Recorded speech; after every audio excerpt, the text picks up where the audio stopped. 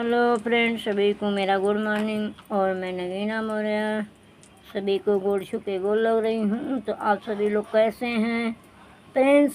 कुछ लोग कमेंट कर रहे हैं हमारे वीडियो, कुछ लोग को शायद पसंद नहीं आती है कि नहीं, मतलब हमको, और लिखते हैं कि आप गांव से हैं। तो गांव से हैं तो क्या हो गया, गांव से भी तो इंसान होते हैं। गांव की बहन बेटी नहीं होती हैं, वो भी तो स्मार्ट होती हैं। मैं नहीं हूँ तो क्या हुआ?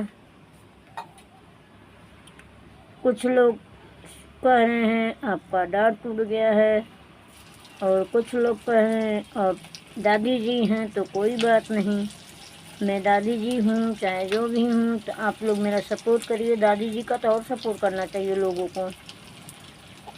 और दोस्तों,